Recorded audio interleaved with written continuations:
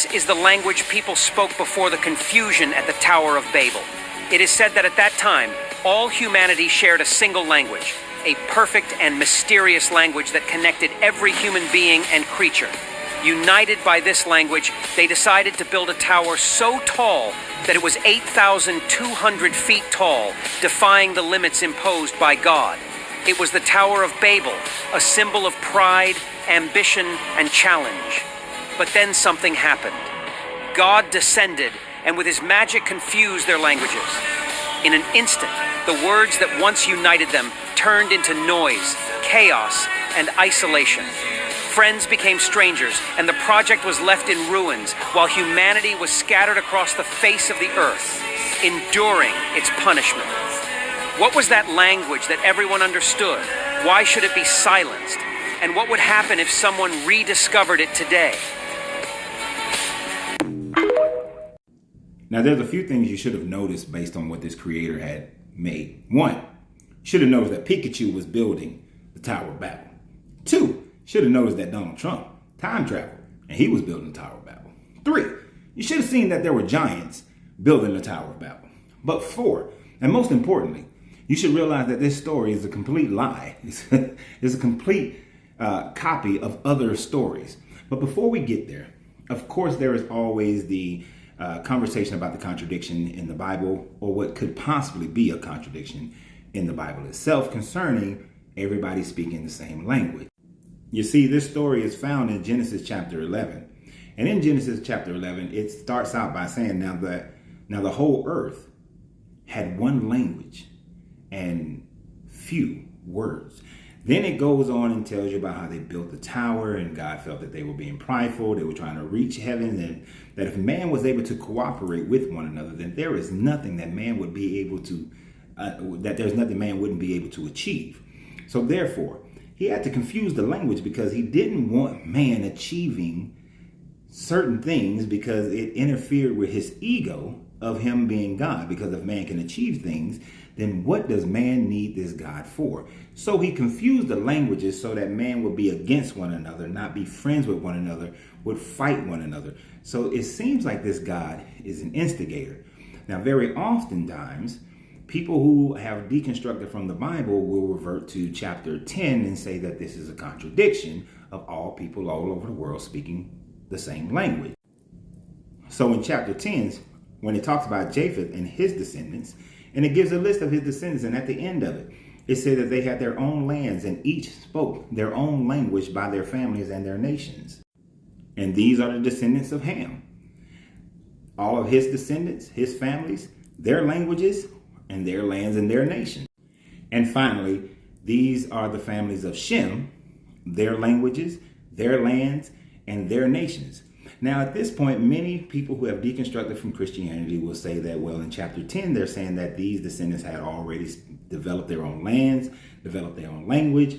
There was no such thing as them all speaking the same language, and then they moved into chapter 11. Now, if you read this chronologically, as far as things happening in order, then it is easy to say that this is a contradiction within the Bible. Now, some scholars can make the case, make the point, that chapter 11 is merely an explanation for chapter 10. That they are not happening in the same order. That initially, right after the flood, few hundred years later, they start building this tower. And this God comes and confuses their languages. And then after the confusion of the languages, that's when the descendants of Noah's sons all start to spread out, have their own lands, have their own language. And from a biblical perspective, you can make it work if you want to, but it still leaves it open, and it makes you wonder, why wouldn't the writers of the Old Testament put chapter 10 at chapter 11 and chapter 11 at chapter 10? Why wouldn't he put that beforehand in order to not create confusion? That would have made more sense, but it's just not how they put the Bible together or the Torah together at that time frame. So a case can be made for either side when you're talking about that. But you know we must dig deeper. And so let's dig a little deeper. Now, I'm not great at pronouncing all these names, but it is widely held by most scholars that this story of the Tower of Babel is a copy of a Sumerian as well as a Babylonian story. As far as the Sumerian myths, there is the story of Immerkar and the Lord of Aratat. Now, what happens basically in this story is that, and I'm saying the name wrong, Immerkar decides that he wants to build a tower, and he's building this tower up to the heavens. And it is the word that is used within the story is Babilu. It's Babilu. I have to think about it. It's Babilu, and Babilu is the word that comes up to Babylon, which is the gates of the gods. So he's building this tower, and then there is he asks for a sacrifice to be given and dedicated to Lord Enki. And in this sacrifice, it is given to Lord Enki so that the people will remain unified. But then the sacrifice is not done, and all the people are then scattered, and their languages is confused, and the people do not have unity anymore. Now, this was a Babylonian story that also was further done in the 8th century with the Assyrians and the Neo-Assyrians, which we know that the northern kingdom of Israel was conquered by the Assyrians in the 800 BCE time frame.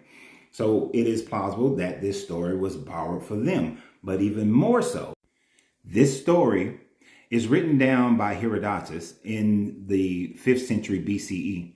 And when he writes this is after the Greeks had conquered Babylon, and conquered Babylon from the Persians.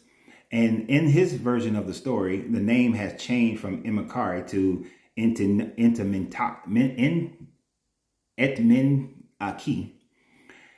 And the name had been changed, and now the story was that he was building this temple to Marduk. Now, this ziggurat that was being built in Marduk had been destroyed. It wasn't completed for whatever reason. And so, and their reasoning being that the sacrifice wasn't acceptable to Enki. And then Nebuchadnezzar, as well as Nebuchadnezzar II, tried to rebuild this tower. And in their process of trying to rebuild this tower, then later when they're conquered by the Persians, then conquered by the Greeks, and Alexander the Greek decides that he wants to try to rebuild this as well, but then he dies, and then one of his successors, something Sotar, wasn't able to complete this reconstruction of this tower. So he asserts that during the time frame that the northern Israelites were part of the Babylonian captivity, that they would have known about this tower being built and known of this story. Now, in the Hebrew language at that time frame, they had a word called Baal, and Baal meant confusion. And since Baal meant confusion, and it was close enough to Babel, which had been converted from Baal Elu, then which meant gateway of the gods, they just meant to. And since the story had a idea of Enki causing confusion amongst the people, they took the word Baal, which means confusion, to make it seem like it was part of the confusion of the language based on their God. So it is most likely that this story was a story told by the Sumerians, adopted by the Akkadians, adopted by the Assyrians, adopted by the Babylonians, and then finally being adopted by the Hebrew people after the Babylonian captivity, as a way for them to be able to explain how diversity happened on this planet. But also, it was a way for them to explain how the children of Shem, because chapter 11 then ends with them talking about the descendants of Shem again, and how that came into Abraham out of the city of Ur, and how he married his sister, his half-sister, and so on and so forth, and him and Lot, and they all left, and they started worshiping Yahweh, started worshiping El. So this story was just incorporated into the Jewish story in order for them to continue to create their own history and show how they came about and how all the other tribes came about, and then how they were selected from all the confusion to be the chosen children of God.